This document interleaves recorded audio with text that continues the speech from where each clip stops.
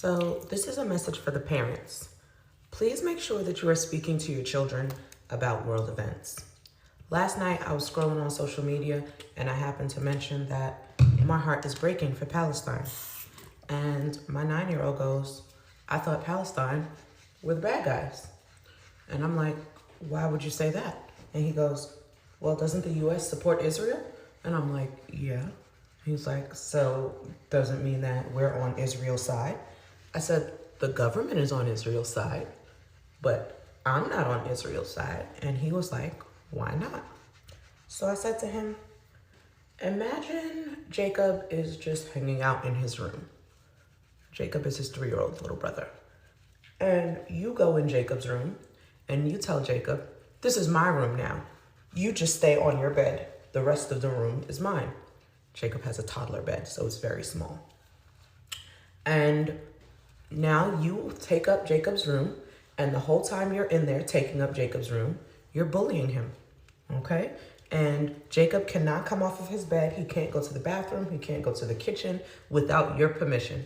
And most of the time that he asks, you tell him no, right? And you do this for a long time. You do this for a very long time. And then one day, Jacob is like, I'm tired of it. I'm gonna fight back.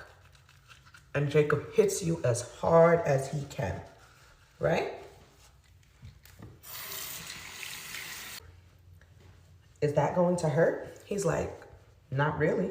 And I'm like, well, if it's as hard as he can, even though he's 3, it might hurt a little bit, right? He was like, maybe a tiny bit. And I said, would it then make sense for you to hit him back as hard as you can and keep hitting him over and over and over again? He goes, no.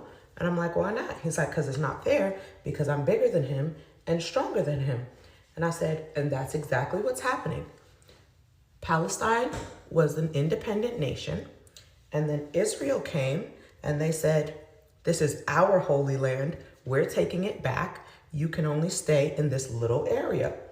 And in that little area, Israel controls everything that Palestine has. The water, the food, the electricity, everything. And he goes, that's not fair. I said, I know. And then he goes, so why would the US be on Israel's side? And I said, well, think about it like this.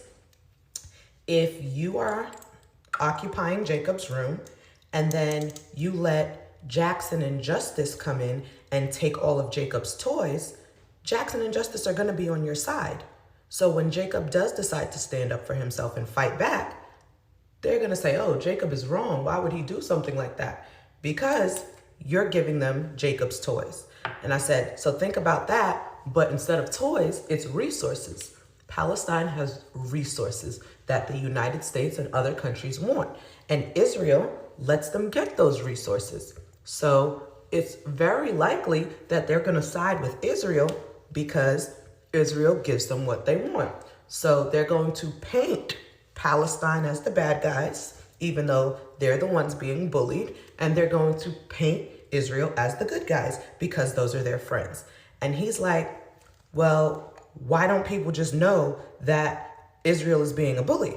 And I said, well, thanks to social media and other news outlets, not US news outlets, we're starting to see the truth. And other people already knew about this. There's just people in this country who are uneducated and uninformed. And he's like, I can't stand stupid people. And I'm like, I know, me neither. But all that just to say, please make sure you are educating your kids on world news because they're going to get their sources from elsewhere, whether it be school, the internet, whatever the case may be, and they're not going to know what is actually going on. You need to explain it to them in terms that they are going to understand so they have a good grasp of what's going on. We want our kids to be the future world leaders. We need them to understand how the world works and what's going on in it.